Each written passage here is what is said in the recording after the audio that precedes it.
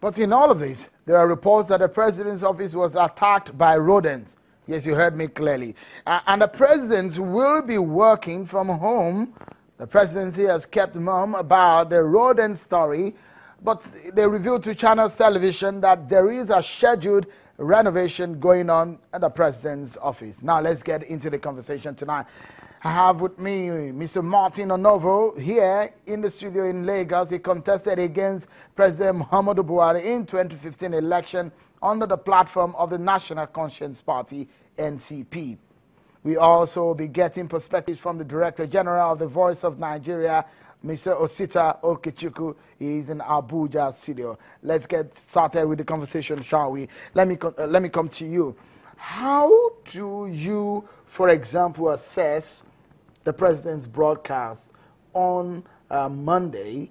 The PDP said there is nothing new, and they did say that the president missed a golden opportunity to connect with the people. Do you have the same feeling?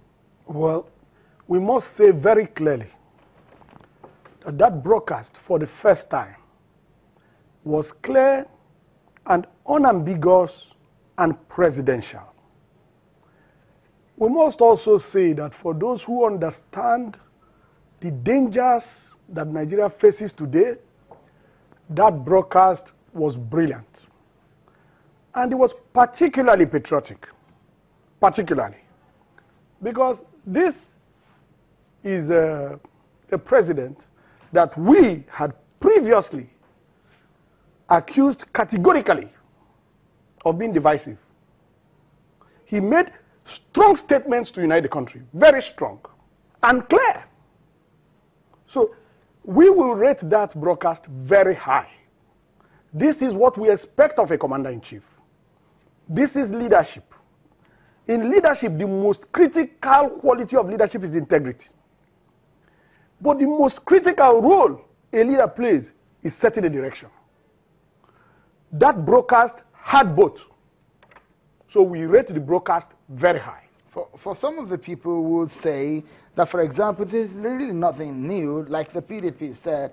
And some people said, well, on the issue of his health, there are no details about that. Do you think the president should have come out with details of his health? No. Why? We know he's sick. Anyone can fall sick. We have issues with going to London to get treatment. But that's not what you're talking about. That's not what you're talking about.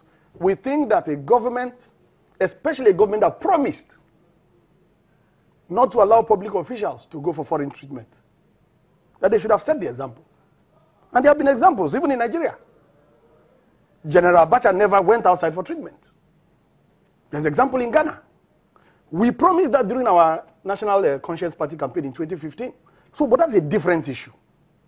That's not what we're discussing. The broadcast was very clear, and he's not supposed to address trivial issues. Everybody who has studied management understands the hierarchy of objectives. He has addressed the most serious issues, which are national security and national unity.